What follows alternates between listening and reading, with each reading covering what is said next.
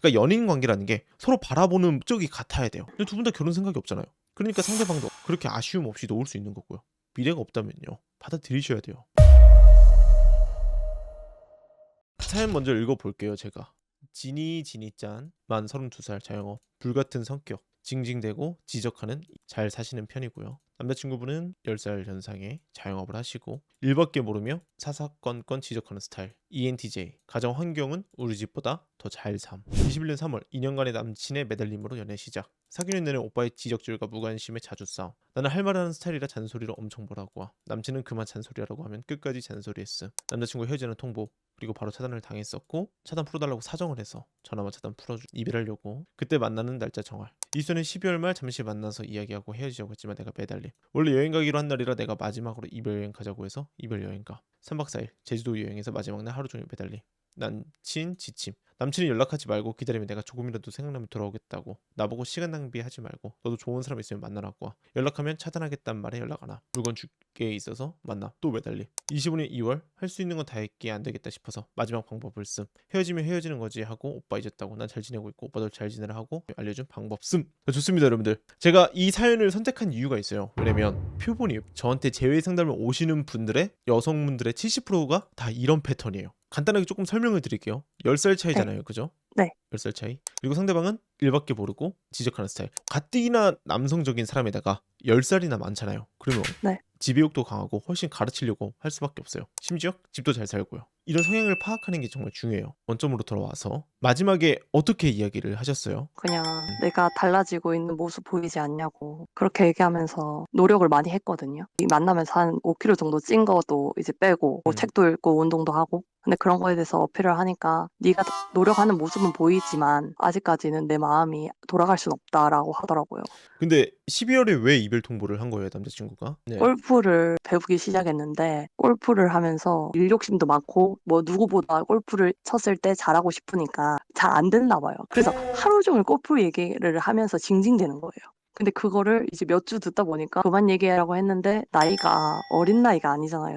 결혼도 안 하고 어린애들처럼 징징대지 말라고 장문으로 너무 화가 나서 지금까지 마음을 쌓았던 거를 엄청나게 다 적어서 보냈더니 그만 얘기하라고 오빠가 얘기를 했는데도 불구하고 제 할 말을 다 해버린 거죠. 그래서 차단당했어요. 싹 다 인스타, 페이스북. 그래서 이제 사정사정했죠. 어떻게 했냐면 전화를 차단됐기 때문에 별23 샵 그걸 해서 전화를 했더니 차단을 풀어주더라고요. 그래서 일단 만나서 얘기를 하자 했는데 대전에서 만나서 이야기를 하다가 알겠다 하고 떠나려고 그랬는데 오빠가 그럼 밥을 먹고 가라는 거예요 갑자기. 근데 그 말에 눈물이 너무 나서 또 매달렸어요. 그러다가 그럼 내가 마지막으로 원래 여행 가기로 했으니까 여행을 가자 해서 제주도를 간 거예요. 근데 제주도에 갔는데 그냥 평소랑 다르지 않게 스킨십만 없을 뿐이지 밥도 먹고 이야기도 그냥 하고. 근데 이제 마지막 날 되니까 조급한 거예요. 그럼 마지막 날 때부터 이제 계속 운 거예요. 근데 이제 너무 지긋지긋하다는 거예요, 우는 게. 그래서 참으려고 했죠. 그러고 나서 그 1월에 물건 때문에 뭐 또 만났는데 만났으니까 밥도 먹고 그냥 한 바퀴 돌고 했는데 또 온 거예요.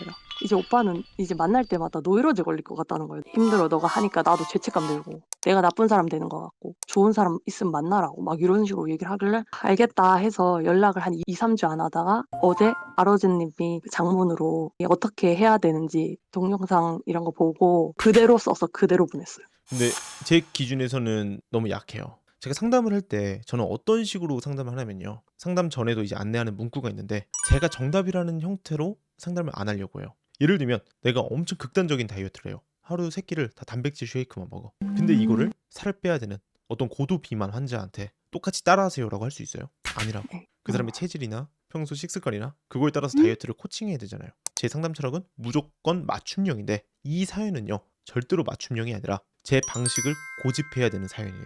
반대로 얘기하면은 병원에 갔을 때 약물 치료할까요? 물리 치료할까요? 입원 치료할까요? 수술을 할까요? 이런 이제 조언들을 드리고 거기서 선택을 하잖아요. 그죠? 근데 이거는 바로 수술대에 올라가야 되는 사연이에요. 이 개념을 짚어드리고 싶어서 제가 통화를 하자고 한 거고. 일단은 두 분이 10살 차이잖아요. 그럼 일단 네. 상대방이 나이값을 해야 되고요. 두 분이 연애 기간도 거의 4년 가까이 했어요. 그런데 골프 잘 안 된다고 징징거리는 걸로 내가 뭐라고 했더니 바로 헤어지자고 차단? 이런 사람하고는요 아예 미래가 없어요. 죽은 관계라고 해요. 근데 오빠는 결혼 생각을 원래부터 안 할 생각이 있어서 저도 결혼 생각이 별로 없어가지고 그냥 이렇게 연애를 하는 관계였고 한번 오빠가 헤어지자 해서 제가 울고불고 전화로 매달렸더니 이제 갑질이 시작된 거죠. 그런 문제도 있었겠고 지니님을 만나는 이유를 알아야 돼요. 남자 입장에서 아쉬울 게 없거든. 10살 어리고 얘는 나한테 결혼하자고 보채지도 않고 책임감 없이 편하게 만날 수 있다고요. 여기서 음. 상대방한테 연락이 오더라도요. 상대방이 진짜 반성해서 여자 없으면 안 돼. 이렇게 올까요? 아니라 의욕이 없는 상태에서 생각나가지고 상실감 때문에 그 정도로 연락이 오는 거라고. 그래서 이 사연은요. 아예 끝난 관계입니다. 재회가 돼도요. 어, 그럼 어. 어떤 방식을 가져가셔야 되냐면요.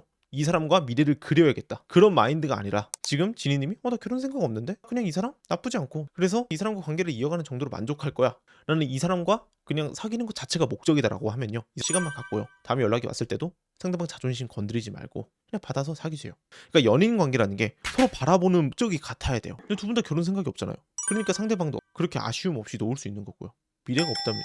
받아들이셔야 돼요. 그러면 기본적으로 수술대라는 건 뭐냐? 두 분의 나이와 상대방이 고작 그만 좀 찡찡대라 나이값 좀 해라 그런 문자 하나 보냈다고 올차단 박으면서 이별 통보하는 정도 그 사람이 나를 그렇게 생각한다? 그러면 훨씬 강하게 나가야 돼요. 그래서 지금 네. 훨씬 달라지게 이야기를 했거든요. 연락 안 해도 되고 차단한다고 하면 제가 진짜 전전긍긍 했는데 차단한다길래 알겠다 차단해라 이랬거든요. 그리고 나서 1시간 만에 다시 차단을 풀더라고요. 그리고 나서 기다렸어요. 그냥 어차피 저도 죽은 관계는 알고는 있었고 그리고 오빠도 엄마 전화번호 지워달라길래 알겠다고 다 지우겠다고. 그러니까 상대방이 마음이 남았어요. 그러니까 이별 여행도 가고 차단도 다 해제하고 제가 말씀드린 건 뭐냐면 이 친구는 관계에서 내가 모든 주도권을 갖고 있다는 것도 알고 어차피 너랑 나랑 뭐 진지하게 미래를 그리는 것도 없다 보니까 그냥 이 남자가 편하게 만나는 여자라는 거예요. 그 목적으로 제외를 한다면 90% 이상 제외가 돼요. 하지만 이 남자가 나 진짜 너 없으면 안 돼. 나랑 진지하게 함께하고 싶어. 그런 목적으로 만들려면 어떻게 나가야 된다? 바로 수술 때 강하게 나가야 된다고. 그러면 뭐 엄마 연락처 지워라 뭐 차단하겠다 이 정도요? 어림도 없어요. 여기서부터 이제 제가 지침을 드리면요. 오빠랑 나랑 4년 동안 만났고 우리 서로가 진지한 미래를 생각하지도 않고 그냥 이 관계 자체가 재밌고 즐거워서 재밌는 관계만 지향했었는데 어느 순간부터 오빠가 나를 함부로 대하고 당연하게 생각하는 모습들 때문에 나도 상처가 크고 이 관계를 이어나가는 게 맞는지 생각이 들고 나도 이제 나이가 들고 조금씩 미래를 함께 할 수 있는 사람을 그리는데 지금 오빠의 태도나 평상시에 나에게 하는 모습을 보면은 나도 미래가 안 그려진다. 오빠 말대로 좋은 사람 만날 거고 이번 계기로 많은 걸 깨달아서 더 좋은 사람 만날 수 있을 것 같다. 이게 제 기준에서 한 70%? 그럼 100%는 어떻게 가야 되냐면요. 아예 다른 네. 남자가 생겼다고 해야 됩니다. 나 진짜로 진지하게 만날 남자가 생겼다고. 오빠같이 이렇게 나이값 못하는 남자 말고 내가 진짜 의지하고 기댈 수 있는 어른스러움을 만났다고. 이게 사랑받는 거고 내가 존중받는다는 게 어떤 건지 깨달았다고. 다음 여자에게는 그런 식으로 가볍게 연애하지 말라고. 이게 100% 지침이에요. 가치, 프레임, 관계에서 주도권 이 개념을 확실하게 이해하는 거예요. 그런데 제가 상담하는 대부분의 사람들은요. 이 지침을 대부분 못 따라요. 왜? 이렇게 해버리면 진짜 끝날 것 같거든. 근데 저도 알죠.